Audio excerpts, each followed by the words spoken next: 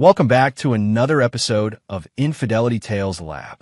We're thankful for your continued viewership. Before we begin, tell us, where in the world are you watching from? We love knowing our global reach. Now, let's dive into today's story. Chapter 1. Smoke and Mirrors. Nolan Voss had always been underestimated. At 38, with his wiry build and quiet demeanor, people tended to mistake his calculation for weakness. He remembered the first time he'd met Veronica Harding at that gallery opening in Boston 5 years ago. She called him refreshingly understated compared to the hedge fund managers competing for her attention. What he'd initially taken as appreciation for his subtlety, he later recognized as dismissal. The house on Oakwood Drive was uncomfortably quiet as Nolan pretended to examine quarterly projections for his security consultation firm. In reality, he was studying his wife's expressions as she tapped away at her phone, a half-smile playing on her lips. Their marriage had been cooling for months, but it was the little things that convinced him something more sinister was brewing. Hushed phone conversations that abruptly ended when he entered rooms, unexplained withdrawals from their joint account, and that peculiar insurance policy she'd insisted they take out 3 months ago. "The plumber's coming tomorrow about that gas smell in the basement," Veronica announced, not bothering to look up from her phone. "Try to be out of the house. You know how you get with these service people, all suspicious and hovering." "Can't," Nolan replied. "I've got the Henderson proposal to finish. Deadline's tomorrow." A lie. The proposal had been submitted last week. Veronica's fingers paused over her phone screen. "Seriously? You can't give me one afternoon without your paranoia?" "It's not paranoia when they've screwed us over before. Remember the electrician who fixed our wiring and nearly burned the house down?" Another fabrication. There had never been an electrician. She sighed dramatically. "Fine. Do what you want. Just stay out of his way."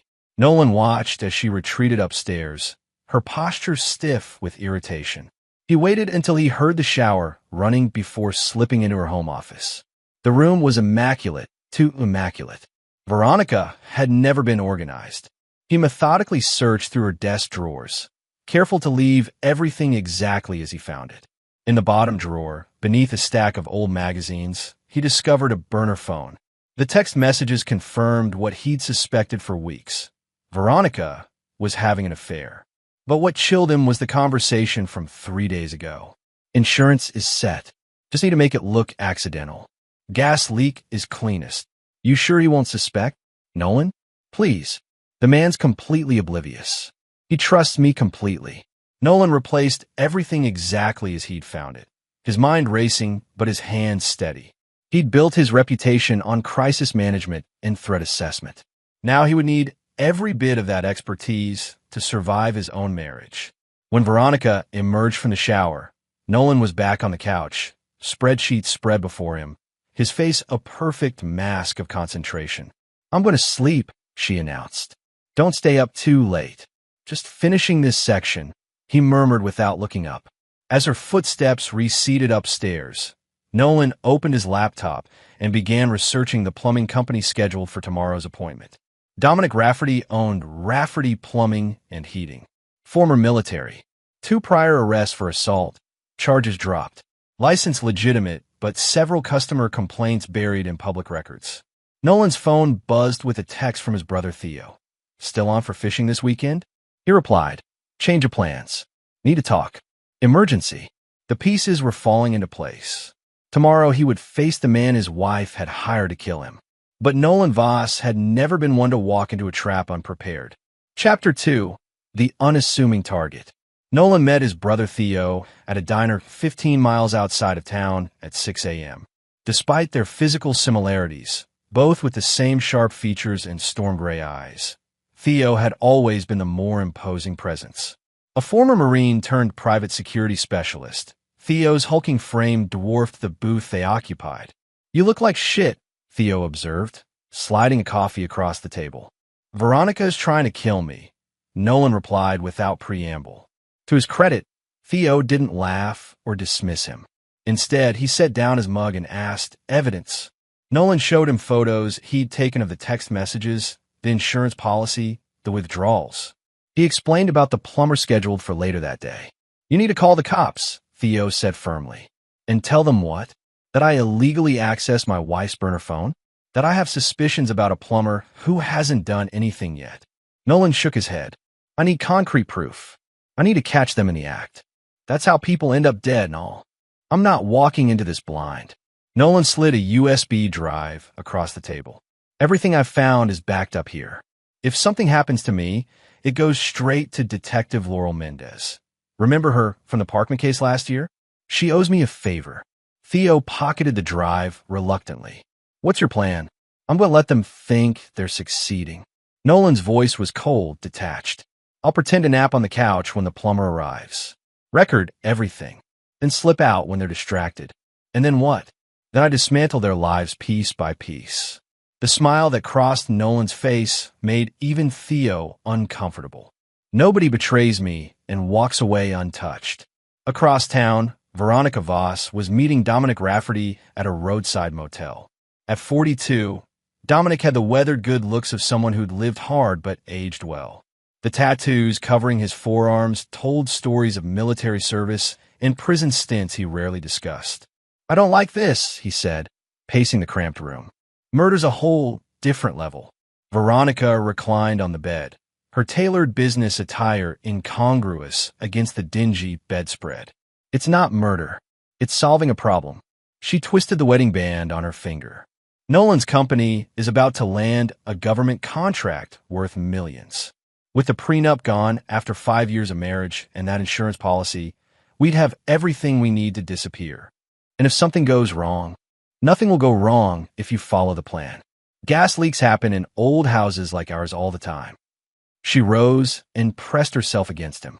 One day of discomfort for a lifetime of freedom. Isn't that worth it? What neither of them knew was that Wesley Burke, Nolan's closest friend and business partner, was sitting in a parked car across the street, documenting their meeting with a telephoto lens.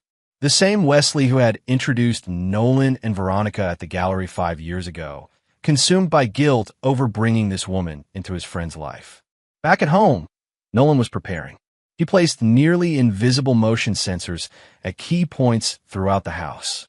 He installed microscopic audio recorders in the living room and basement. He prepared an overnight bag and stashed it in a compartment beneath the back porch. Then he settled in to wait for the trap to spring. Chapter 3. The Sprung Trap.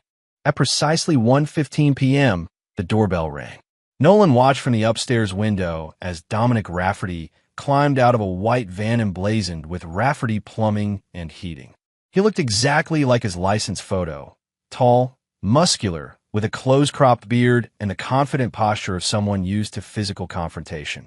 Veronica answered the door, her voice carrying up the stairs. Mr. Rafferty, thank you for coming on such short notice. Happy to help, Mrs. Voss. Where's this gas smell you mentioned? Basement. But first, let me check if my husband is still working. He can be difficult with service people. Nolan quickly moved to the master bedroom, mussed the sheets, then made his way downstairs to the living room couch. He arranged himself in a convincing sleeping position, eyes nearly closed but allowing a sliver of vision. His phone was recording in his pocket. Veronica appeared in the doorway, studied him for a moment, then returned to the foyer where Rafferty waited. He's asleep on the couch, she said, voice lowered. Perfect timing. Follow me. As they descended to the basement, Nolan silently rose and positioned himself near the basement door, listening. The gas line is over here, Veronica was saying. I've already loosened the connection like you showed me, but I need you to make it look professional. Something that would pass inspection after they find him. And you're sure he won't wake up? Rafferty's voice echoed off the basement walls. I crushed a sleeping pill into his lunch. He'll be out for hours. Nolan smiled grimly. He'd noticed the bitter aftertaste in his sandwich and had quietly disposed of most of it after taking a few bites for show. Once you're done, Veronica continued, we leave separately. I'll go shopping, establish an alibi. When I come home, I'll find him unresponsive from the gas and call 911. By then it'll be too late. My payment, half now, half when the insurance pays out. $100,000 each installment. And if something goes wrong, nothing will go wrong if you do your job right. Her voice hardened. Don't worry about the noise. My husband's useless, sleeps all day. Just make sure that gas leak looks like an accident after you leave. Nolan had heard enough. He silently slipped to the back door, retrieving his pre-packed bag from beneath the porch. As he made his way across the backyard to the gate, he texted Theo, plan in motion. Meet at location B. He then called Detective Laurel Mendez directly. Boss, been a while. Her voice was guarded, but professional. I need your help. Laurel, my wife is trying to kill me. 40 minutes later, Nolan watched from Theo's car as police cruisers surrounded his house. He provided Detective Mendez with the recordings, the insurance documents, and the text messages Wesley had forwarded from his surveillance. They waited until Veronica emerged from the basement with Rafferty, both looking satisfied with their work. The moment the police announced themselves, the color drained from her face. Nolan stepped out of the car and approached as officers handcuffed both Veronica and Dominic. What's happening? Veronica demanded, her voice pitched high with feigned confusion. Nolan, thank God you're all right. There's been a terrible misunderstanding. Detective Mendez cut her off. Mrs. Voss, we have you on audio conspiring to murder your husband via gas leak. We've also secured the tampered gas line as evidence. That's absurd. I would never. She spotted Nolan walking toward them and forced tears to her eyes. Nolan, tell them. Tell them I would never hurt you. Nolan stood before her, his expression calm as he delivered the lines he'd rehearsed. My mother-in-law was making me a lunch, but then... He paused, watching recognition flash in Veronica's eyes. I heard you planning my murder with your lover. Her fake tears stopped instantly when they read her rights. As the officers led her toward the squad car, she hissed at Nolan, this isn't over. Actually, he replied softly, it's just beginning. Chapter 4.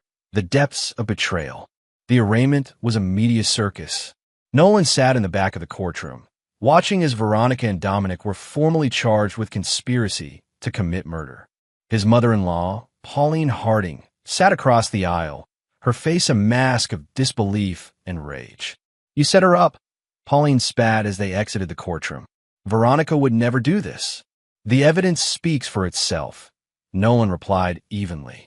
I suggest you direct your energy toward finding her a good attorney. What Nolan didn't reveal was how deep his investigation had already gone. In the weeks since the arrests, he'd hired a team of private investigators to dig into both Veronica's and Dominic's pasts. What they uncovered was more complex than a simple affair. Back at the temporary apartment he'd rented, Nolan spread the files across the dining table as Wesley and Theo looked on. Veronica and Dominic knew each other before we met, Nolan explained, pointing to old photographs. They grew up in the same town in Pennsylvania. There are police reports of them together as teenagers. He took an assault charge for her when they were 19. So their reconnection wasn't coincidence, Wesley mused. Not even close. Nolan pulled out financial records. 3 weeks after our wedding, she started siphoning small amounts from our accounts into a shell company. The real kicker? My security company landing that government contract wasn't luck either. Dominic's cousin works in the procurement office. Theo whistled low.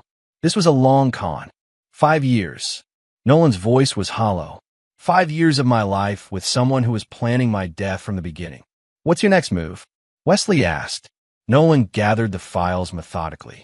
Veronica's being represented by Sullivan Pierce, top defense attorney in the state. Somehow she's affording his $800 per hour fees despite her accounts being frozen. Someone's bankrolling her, Theo concluded. Exactly. And I'm going to find out who. Nolan's phone chimed with a notification. That's our cue. Tara Lowell just arrived at Lakeview Restaurant. Tara had been Veronica's closest friend and confidant for years. Nolan had always found her coldly calculating beneath her bubbly exterior. As he suspected, she was now serving as the conduit between Veronica and whoever was funding her defense. Nolan met her alone, presenting the carefully crafted image of a broken man seeking answers. I just need to understand why, he said, his voice deliberately unsteady as they sat at a corner table. 5 years together. Was any of it real? Tara studied him, sympathy and calculation warring in her expression. Veronica loved you in her way, Nolan. But some people aren't built for conventional happiness. Did she ever talk about leaving me? Before all this? She mentioned feeling trapped sometimes. Tara sipped her wine, choosing her words carefully. The prenup was restrictive. So this was about money? Nolan pressed, letting his voice crack slightly. Isn't it always? Tara's smile didn't reach her eyes. Look, Veronica made mistakes, serious ones. But she's still my friend. I'm standing by her. Even if she murdered me, would you have attended my funeral, Tara? She set down her glass. I should go. As she gathered her purse, Nolan reached for her hand. I'm sorry. That was unfair. I'm just lost. If you speak to her, tell her I'm willing to talk. About a settlement, about dropping charges, anything to understand why. The desperation in his voice was perfectly calibrated, and he saw Tara's moment of calculation. She was weighing whether he could be manipulated. I'll let her know, she finally said. What Tara didn't notice was the microscopic tracker Nolan had transferred to her purse when he'd reached for her hand. As he watched her drive away, Wesley's voice came through his earpiece from the surveillance van. She bought it. Heading east on Parker Street now. Stay with her, Nolan instructed, and call Laurel. I want everything legally admissible. Within 3 hours, they had their answer. Tara led them straight to Gregory Harding, Veronica's uncle and Pauline's brother. The wealthy real estate developer had always despised Nolan, considering him beneath his niece. Now, they had proof he was funding Veronica's defense and coordinating her strategy from outside. It's bigger than we thought, Detective Mendez told Nolan later that evening. Gregory Harding's financials are intertwined with half a dozen shell companies similar to the one Veronica was feeding. We're looking at a potential money laundering operation spanning years. Using my marriage as cover, Nolan concluded. Potentially, Laurel hesitated. We need more evidence to bring charges against Gregory. Right now, paying for his niece's attorney isn't illegal. What do you need? Access to his financial records, communications with Veronica prior to her arrest, anything linking him to the murder plot. Nolan's expression hardened. Give me 2 days. Chapter 5. The Architect's Design. Gregory Harding's estate sprawled across 5 acres of prime Massachusetts coastline. The mansion, with its perfectly manicured grounds and private beach access, screamed old money and privilege. Precisely the image Gregory had cultivated despite having built his fortune through methods that rarely withstood scrutiny. Nolan had never been invited inside during his marriage to Veronica. Now, he stood in Gregory's wood-paneled study under very different circumstances. You have remarkable nerve showing up here, Gregory said, not bothering to rise from behind his massive desk. At 62, he maintained the fitness of a man 20 years younger, his silver hair perfectly coiffed, his tailored suit immaculate. I thought it was time we spoke directly, Nolan replied. No intermediaries. About why you orchestrated a 5-year con ending with my murder. Gregory's laugh was dismissive. Your paranoia is embarrassing, Nolan. Veronica made a terrible mistake getting involved with that plumber, but suggesting I orchestrated anything is absurd. Then explain why your name appears on the incorporation documents for Meridian Holdings. The shell company Veronica was feeding with my money since week 3 of our marriage. The flicker in Gregory's eyes was almost imperceptible. I have investments in dozens of companies. My financial advisors handle the details. And I suppose they also handled the 7 phone calls between you and Dominic Rafferty in the week before he was scheduled to kill me.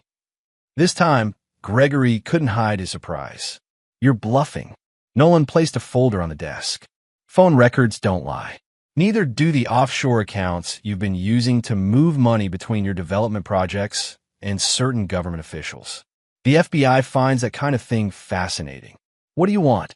Gregory's voice had lost its condescending edge. I want to know why. Was I just a convenient path to my company's government contracts? Or was there something personal? Gregory stood slowly, pouring himself a whiskey without offering one to Nolan. Your security firm was a bonus, not the objective. The reality is much simpler. You were never going to be family.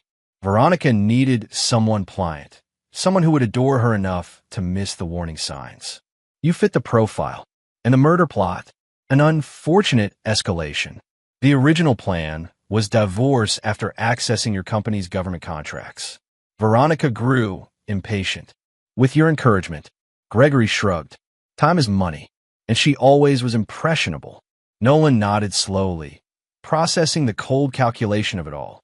You should know I recorded this entire conversation and obtained access to this meeting legally, with your secretary's documented permission. For the first time, genuine alarm crossed Gregory's features. You're wearing a wire? Welcome to the 21st century, Gregory. Everything's digital now. Nolan gestured to the innocent-looking pen in his breast pocket. Detective Mendez sends her regards. She'll be arriving with a warrant shortly. As if on cue, sirens became audible in the distance. Gregory's face contorted with rage. You think this changes anything? People like me don't go to prison, Nolan. We own the system you're trying to use against me. Perhaps. Nolan moved toward the door. But I've learned it's not about the system. It's about leverage. And right now, I have all of it. Within an hour, Gregory Harding was being escorted from his mansion in handcuffs, charged with conspiracy to commit murder, money laundering, and wire fraud. The case against Veronica and Dominic strengthened exponentially with Gregory's involvement documented. That evening, Nolan sat alone in his temporary apartment, staring at the wedding photo he still hadn't discarded. 5 years of his life dedicated to a woman who had never loved him, orchestrated by a man who had seen him as nothing more than a stepping stone. His phone rang, Theo checking in. They're all in custody, Nolan said flatly. Gregory, Veronica, Dominic, even Tara for accessory after the fact. That should feel like a win, Theo observed when Nolan didn't continue. It's not enough. What more could you want? They're facing serious prison time. Nolan set down the photo. They took 5 years of my life, Theo. They invaded my home, my business, my bed, all while planning my death. Prison isn't enough. Nolan, Theo's voice carried a warning. You've won. Don't cross lines you can't uncross. But Nolan had already begun formulating the next phase of his plan. Legal justice would never be sufficient for what they had done. True retribution required something more personalized. I'll call you tomorrow, he said, ending the call before Theo could argue further. He opened his laptop and began composing emails to specific contacts, people whose services fell into murky ethical and legal territories. People who could help him ensure that even if his betrayers eventually walked free, they would find nothing of their previous lives remaining. Chapter 6. The Price of Blood. The trial date was set for March, 4 months away. In the interim, Nolan methodically reclaimed control of his life while setting the stage for his comprehensive retribution. His first target was Gregory Harding's empire. Through Wesley's connections in financial journalism, Nolan arranged for a thorough expose of Gregory's business practices to be published in the Wall Street Journal. The article detailed questionable land acquisitions, environmental violations, and testimonies from former employees about coercive practices. While none of these allegations alone would destroy Gregory, they created sufficient smoke to prompt multiple regulatory investigations. Within weeks, Gregory's investors began pulling out. Partners distanced themselves. The Harding name, once synonymous with prestige in Massachusetts real estate, became toxic. Pauline Harding confronted Nolan outside the courthouse after a preliminary hearing. You've destroyed my brother's reputation based on lies, she hissed. I've done nothing but ensure the truth reaches the public, Nolan replied calmly. The destruction is entirely self-inflicted. This vendetta won't bring you peace, Nolan. Peace was never my objective, Pauline. For Dominic Rafferty, Nolan's approach was more direct. Using his security firm's connections with military contractors, he ensured that every detail of Dominic's dishonorable discharge, information previously sealed, became widely available. The reason for that discharge, selling military equipment on the black market, was particularly damning. Additionally, Nolan anonymously funded the legal representation of 3 women who had previously attempted to press assault charges against Dominic. With proper resources and support, their cases gained traction, adding to the mounting legal troubles facing Veronica's accomplice. But it was for Veronica herself that Nolan reserved his most calculated response. Rather than attacking her directly, he systematically dismantled the world she hoped to return to if she ever escaped conviction. He sold their house, donating most of the furniture to veterans organizations. He dissolved their joint investments, using his half to establish a foundation supporting victims of domestic violence. He even adopted the cat she'd insisted on but rarely cared for, giving it to an elderly neighbor who showered it with affection. Most significantly, he gathered every photograph, letter, and memento from their 5 years together and held a ceremonial burning, inviting close friends to witness his symbolic rebirth. The event was covered by local media, positioning Nolan as a sympathetic figure taking healthy steps toward recovery, further isolating Veronica in public perception. "You're becoming obsessed," Theo warned over dinner 6 weeks into Nolan's campaign. "This isn't healing, it's festering." "I'm perfectly healthy," Nolan insisted, methodically cutting his steak. "I'm exercising daily, sleeping well, and my company is thriving. The government contract came through despite Gregory's attempts to sabotage it. That's not what I mean, and you know it." Theo leaned forward. "You're channeling every ounce of energy into destroying them. What happens when there's nothing left to destroy? Then I'll know it's finished. And then what? You build a life on the ashes of revenge." Nolan set down his utensils. "They stole 5 years from me, Theo. 5 years of building a life with someone who was plotting my death. What would you have me do? Forgive and forget? No, but there's a difference between justice and obsession. One heals, the other consumes." The conversation was interrupted by Nolan's phone. "Detective Mendez, Veronica's requesting a meeting," she said without preamble. "Says she has information you'd want to hear before the trial." "What kind of information?" "She wouldn't say. Insists on speaking with you directly. No attorneys present." Nolan considered this. "When?" "Tomorrow. Supervised visit at the detention center." After ending the call, he looked at Theo. "Veronica wants to meet." "It's a manipulation," Theo said immediately. "She knows the case against her is solid. She's looking for any angle to improve her situation. Precisely why I'm going. I want to see what she thinks she can use against me now." The following afternoon, Nolan sat across from Veronica in the detention center's visitation room. 3 months of incarceration had dulled her normally immaculate appearance. Her blonde hair lacked its usual luster, and without makeup, the fine lines around her eyes were more pronounced. "Thank you for coming," she said, her voice softer than he remembered. "Detective Mendez said you have information for me. Always straight to business." A ghost of her former smile appeared. "That's what I initially found attractive about you. No games, no pretense. Unlike your approach to our entire relationship." She accepted the barb with a slight nod. "I deserve that. But what I have to tell you isn't about us. It's about Gregory. I'm familiar with your uncle's criminal enterprises. Not all of them." She leaned forward. The money laundering wasn't just about cleaning cash from real estate deals. He was moving funds for the Brennan family.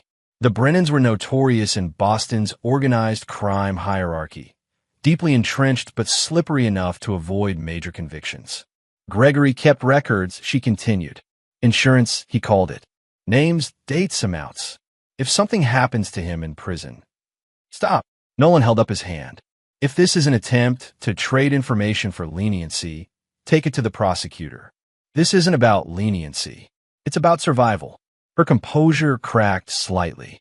The Brennans know Gregory has documentation. They've already reached out through channels, making it clear nobody connected to him is safe.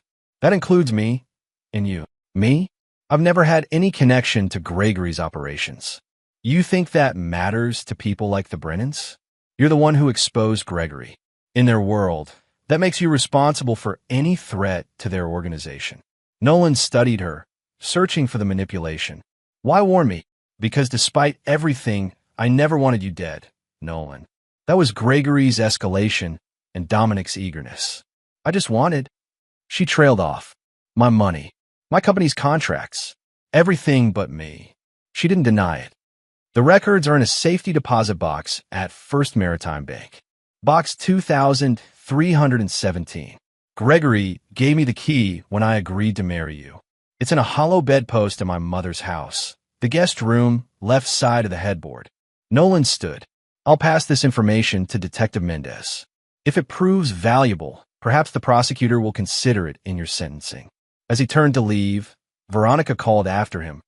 Nolan, I am sorry, not for getting caught, but for becoming someone who could do this to another person. He paused at the door. Save the performance, Veronica. You weren't sorry during 5 years of deception. You weren't sorry when you discussed my murder over lunch. You're only sorry now because you failed. The information about the Brennan connection proved accurate. Within days, the FBI had incorporated the evidence from Gregory's safety deposit box into a larger RICO investigation against the crime family. Veronica's cooperation earned her no reduction in charges, but might influence her eventual sentencing. More importantly to Nolan, it provided the final piece in understanding the architecture of betrayal that had shaped the last 5 years of his life. Gregory hadn't just been a wealthy opportunist using his niece as a pawn. He'd been a money launderer for organized crime, making Nolan an unwitting adjacency to serious criminal operations. The knowledge crystallized his resolve. His campaign of retribution wasn't just justified. It was necessary, not just for his peace of mind, but to ensure that those who had conspired against him could never rebuild their lives to threaten him again. As the trial date approached, Nolan prepared to deliver the final blows in his methodically orchestrated revenge. The legal system would provide the framework, but Nolan would ensure the punishment extended far beyond whatever sentences the court imposed. Chapter 7. Ashes to Dust. The trial lasted 11 days. 11 days of evidence meticulously presented by the prosecution. 11 days of desperate countermeasures by the defense. 11 days of Nolan sitting stoically in the gallery, his expression never betraying the calculated satisfaction he felt watching Veronica, Dominic, and Gregory squirm under the weight of their exposed conspiracy. Sullivan Pierce, Veronica's high-priced attorney, attempted to paint her as another victim, manipulated by her uncle and coerced by Dominic. The strategy disintegrated when the prosecution played the basement recording where Veronica clearly instructed Dominic on how to ensure the gas leak would kill Nolan efficiently. On the final day, as the jury entered deliberations, Nolan met with Assistant District Attorney Frances Calloway in her office. The jury won't be out long, she predicted, organizing the trial materials into labeled boxes. The evidence is overwhelming. What are we looking at for sentencing? Nolan asked. Gregory's looking at 15 to 20 minimum for conspiracy to commit murder, plus the financial crimes and RICO charges. Dominic's prior record will push him toward the maximum, probably 25 years. She hesitated. Veronica's trickier. No prior record, and Pierce has built a somewhat convincing narrative of manipulation. Likely 10 to 15 years, with possibility of parole. After serving at least a third of her sentence, yes. Seeing Nolan's expression, she added, "That's still a significant consequence, Mr. Voss. Many similar cases end with much lighter sentences." "I understand the legal realities," he replied. "I'm grateful for your thorough prosecution." After leaving the courthouse, Nolan drove to a secluded overlook where Wesley was waiting. They sat in silence, watching the sunset over the Boston skyline. Jury's deliberating, Nolan finally said. "And you're not satisfied?" Wesley observed. "The legal system isn't designed for satisfaction. It's designed for procedure." Wesley studied his friend carefully. "What are you planning, Nolan? Have you secured the documents I requested?" With obvious reluctance, Wesley handed over a manila envelope. "Everything's there, but I want it on record that I think this crosses a line." Noted. Nolan examined the contents. Property records, financial statements, and contact information for several key individuals. "What about the offshore arrangements?" "Set up as specified. Untraceable back to you." "Good. And the Brennan situation?" Wesley shifted uncomfortably. "The FBI raid is scheduled for tomorrow morning, based on Gregory's evidence. Multiple locations simultaneously. If it goes as planned, most of their organization will be in custody by noon. And the information about Dominic's cooperation? Planted in the system yesterday. By now, it's reached the Brennan lieutenants still on the outside." Nolan nodded, satisfied. The pieces were aligning perfectly. "One last thing. Did you speak with Pauline's mortgage holder?" "Yes. Once the trial concludes, They'll proceed with foreclosure regardless of any attempts to renegotiate. Thank you, Wesley. I know this isn't comfortable for you. You saved my business and my reputation when everyone else abandoned me, Wesley replied. I'll always have your back, Nolan. But this vendetta, it changes a person. Just make sure the man who comes out the other side is someone you can live with. The jury returned with their verdict the following morning. Guilty on all counts for all three defendants. As Nolan had predicted, Gregory received 18 years for conspiracy to commit murder plus additional time for the financial crimes. Dominic was sentenced to 22 years. Veronica received 12 years with possibility of parole after serving 4. While the courtroom emptied, Nolan remained seated, watching as the 3 people who had conspired to end his life were led away in handcuffs. Veronica looked back once, her expression unreadable. Nolan met her gaze steadily, allowing himself a single, slight nod. Acknowledgement, not forgiveness. Outside, reporters clamored for his statement. He delivered a carefully rehearsed response about gratitude for the justice system and his intention to move forward with his life. What he didn't mention was that his definition of moving forward included ensuring his betrayers had nothing to return to when if they ever regained their freedom. By that evening, the dominoes he'd arranged began to fall. News broke of the massive FBI operation against the Brennan crime family, with multiple arrests and seizures of property and assets. Buried in the coverage was a brief mention that authorities had been aided by information from Dominic Rafferty, currently beginning his prison sentence. Within the prison system, that information would be a death sentence. Dominic would spend his entire incarceration in protective custody, isolated, constantly watchful, never safe. The planted evidence wasn't even true, but it would accomplish Nolan's purpose regardless. For Gregory, the reckoning came in the form of financial annihilation. While he sat in his prison cell, the offshore companies holding much of his wealth experienced a series of security breaches. Accounts were emptied, transferred through a labyrinth of digital channels before eventually reaching environmental charities Gregory had actively fought against for years. Simultaneously, evidence of tax fraud appeared mysteriously in IRS databases, triggering automatic audits of all remaining Harding assets. By morning, federal liens will be placed on every property, business interest, and account bearing Gregory's name.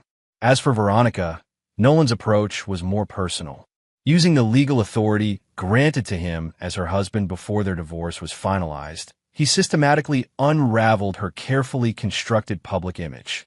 Her social media accounts posted pre-scheduled confessions. Her email sent apology letters to friends and associates detailing her deceptions, and all her personal photos and videos were deleted from cloud storage, erasing her digital existence as thoroughly as she had attempted to erase his physical one. Additionally, he established a substantial trust fund for victims of attempted homicide, naming it after his mother. The foundation would provide support services, legal assistance, and transitional housing, all funded initially by the proceeds from selling the assets Veronica had hoped to claim after his death. The next morning, as Nolan prepared for a meeting with his company's board to discuss expansion plans, Detective Mendez called. "There's been an incident," she said, her voice professional but strained. "Dominic Rafferty was attacked in the prison yard this morning. He's in critical condition." "I thought he'd be in protective custody," Nolan replied, careful to keep his tone neutral. "He was scheduled for transfer. Someone leaked the transport details." She paused. "I'm calling because there are rumors about the attack being connected to information about him cooperating against the Brennans. Information that wasn't accurate, as I recall from our conversations." "That's right." Another pause. "These rumors, they appeared very suddenly in very specific channels." Nolan understood what she was really asking. "That's concerning. I hope the authorities find whoever was responsible for spreading misinformation." "Mr. Voss." "Nolan, I understand the desire for justice. More than most. But there are lines that, once crossed, change who we are. I appreciate your concern, Detective. Was there anything else?" The silence stretched for several seconds before she responded. "No, nothing else." As Nolan ended the call, he felt no triumph at the news of Dominic's attack, No satisfaction in Gregory's financial collapse. No pleasure in Veronica's social destruction. What he felt was the cool certainty that actions had consequences, that betrayal extracted its own unique price, and that he had been the instrument of that cosmic accounting. Chapter 8. Salt in the Earth. 6 months after the trial, Nolan's security firm had expanded to 3 additional cities. The government contract that Gregory and Veronica had coveted formed the foundation for a company now valued at over $70 million. Nolan had channeled his organizational skills and analytical mind into building something substantial from the ashes of his personal life. On the surface, he appeared to be moving forward admirably. He'd purchased a new home in a different neighborhood, established new routines, even begun casually dating again, though he maintained strict emotional boundaries that none of his companions had yet penetrated. Below that carefully constructed normalcy, however, Nolan continued monitoring the aftermath of his retribution with methodical precision. Weekly reports arrived in encrypted emails: Gregory's deteriorating health in prison, Veronica's failed appeal, Dominic's slow recovery from his injuries under constant guard, Pauline Harding's descent into financial ruin as the family wealth evaporated and creditors circled. Tara Lowell's struggle to find employment after her involvement in the conspiracy became public knowledge. He kept these updates in a secure digital folder labeled Closure, a reminder that justice was ongoing, not a single moment of verdict or sentencing. On a crisp autumn morning, Nolan met Theo for their now traditional Saturday breakfast. His brother had watched Nolan's transformation with increasing concern, but today he had news of his own. "I'm moving to Arizona," Theo announced after they'd ordered. Security contract with a tech company setting up facilities in Phoenix. 2-year minimum commitment. "That's a significant change," Nolan observed. "You've never mentioned interest in leaving Massachusetts." Theo studied him for a moment. "Sometimes distance provides perspective. I need that right now." "From what?" "From this." Theo gestured between them. "From watching my brother transform into someone I barely recognize. I'm the same person I've always been." No, the Nolan I knew understood the difference between justice and vengeance. He wouldn't have orchestrated Dominic Rafferty's prison yard accident. Nolan's expression remained neutral. "I had nothing to do with what happened to Rafferty. Maybe not directly, but we both know you created the circumstances." Theo leaned forward. "Gregory Harding's mysterious heart attack last month after his medication was accidentally switched? The foreclosure on Pauline's house despite her having made arrangements with the bank? The anonymous tips to Veronica's parole board every time she comes up for consideration? You seem very concerned about the welfare of people who conspired to murder me. I'm concerned about you. This obsession with monitoring their suffering, with ensuring it continues, it's consuming you. When does it end, Nolan? When are they punished enough?" The question hung between them as their food arrived. Nolan methodically arranged his silverware before responding. "I used to ask myself the same question, but I've realized something. There is no enough.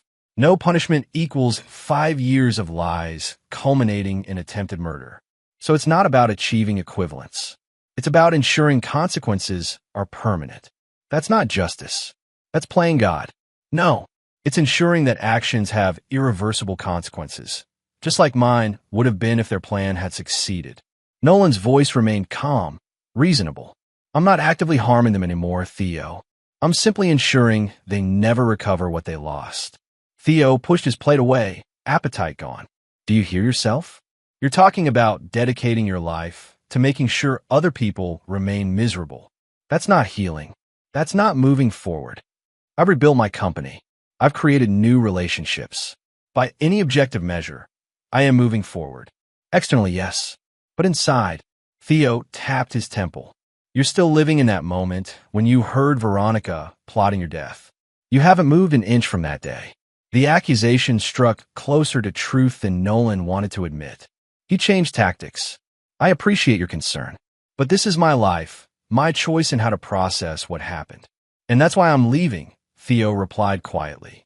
"I can't watch this version of you calcify into permanence." The brother I knew understood that holding on to hatred only poisons yourself.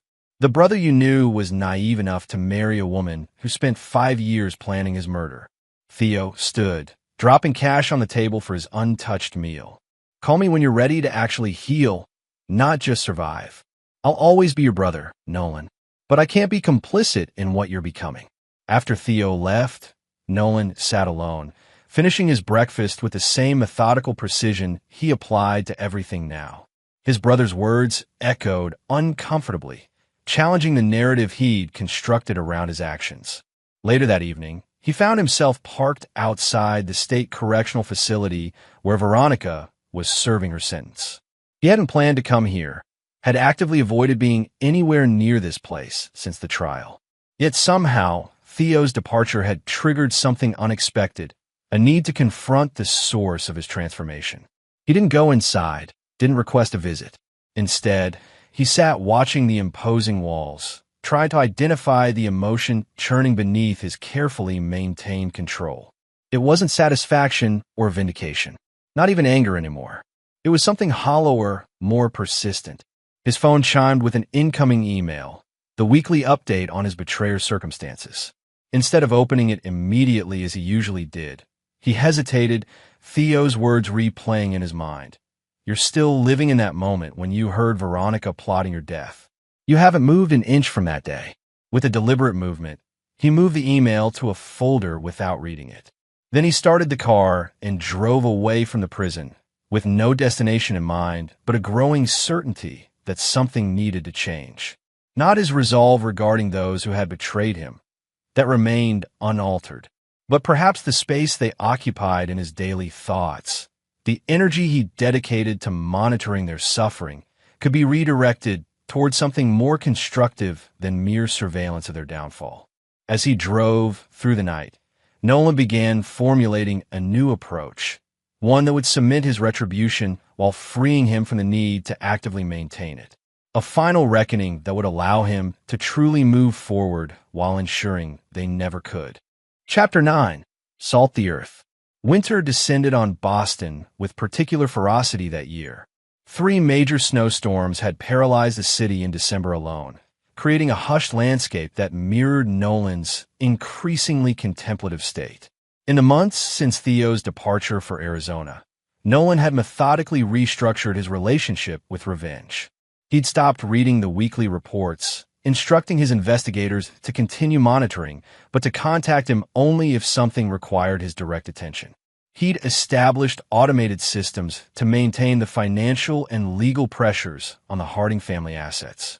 And he'd finally filed for divorce, ending his legal connection to Veronica after nearly a year of deliberate delay. Today would mark the final phase of his recalibrated approach. As he buttoned his overcoat against the biting cold, Nolan reviewed his schedule for what he'd come to think of as his closure day. First stop, the attorney's office to sign the finalized divorce papers. Veronica had finally agreed to his terms, relinquishing all claims to any assets acquired during their marriage, accepting lifetime restraining orders, and acknowledging extensive financial penalties should she ever attempt to contact him or speak publicly about their relationship after her eventual release. She's getting nothing but her freedom when she's paroled, his attorney confirmed as Nolan signed the last document. And even that will be heavily restricted by these terms. Has she been notified of the finalization? The prison will deliver the paperwork today. His next appointment took him to the memorial garden he'd established in honor of other survivors of attempted homicide by intimate partners. The foundation he'd created now provided support services in 3 states, with plans to expand nationally.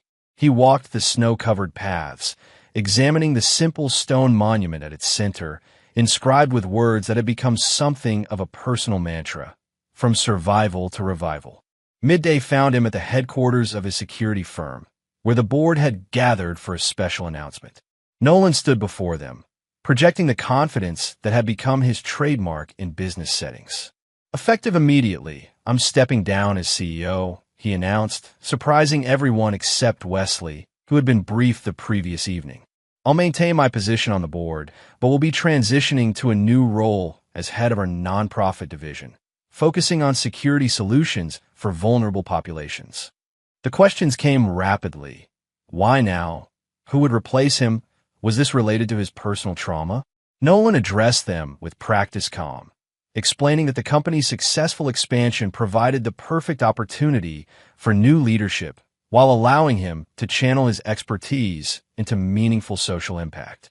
What he didn't share was the private recognition that had prompted this decision, that his obsession with monitoring his betrayer's suffering had begun to mirror their fixation on destroying him. That symmetry troubled him in ways he couldn't fully articulate but knew he needed to break. His final stop for the day brought him back to the state correctional facility, this time with purpose. He had arranged a supervised meeting with Veronica, their first since the brief encounter before the trial, over a year ago. She entered the visitation room with visible surprise. The prison environment had continued its transformation of her appearance. Thinner, paler, her once meticulous grooming simplified by institutional limitations. Yet she carried herself with the same poised calculation he recognized from their marriage. "I didn't expect to see you again," she said as she sat across from him. "Today seemed appropriate. The divorce is finalized." She nodded. "So I've been informed. You've stripped away everything." "Not everything. You still have your life, which is more than you planned to leave me. Is that why you're here? One final opportunity to underscore your victory." Nolan studied her, searching for any hint of genuine remorse. Finding none, he proceeded with his prepared statement. "I'm here to inform you personally that I've established certain permanent arrangements. First, I've created a trust that will systematically challenge any parole application you file. The trust has sufficient funding to continue this process for 50 years. Her expression tightened, vindictive to the end. "Second, I've transferred the majority of my assets to foundations and secured holding companies that can never be accessed by you or any Harding family member, regardless of legal maneuvering. What happened to Gregory's fortune will pale compared to the financial firewall I've constructed." "You've made your point, Nolan. You've won. This isn't about winning." He leaned forward slightly. "It's about ensuring that the consequences of your actions extend beyond whatever sentence the court imposed. You, Gregory, and Dominic attempted to take everything from me. You failed. Now you live with the reality that everything has been taken from you instead, permanently, irrevocably. And this gives you satisfaction?" Her voice carried a hint of the manipulative charm that had once clouded his judgment.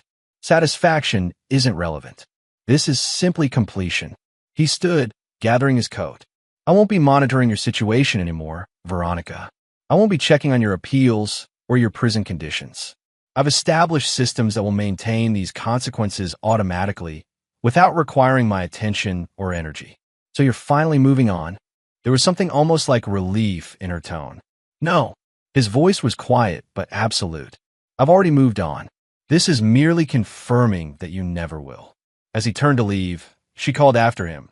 "You know, you became exactly what Gregory said you would eventually reveal yourself to be: cold, calculating, ruthless. Maybe we weren't so different after all." Nolan paused at the door.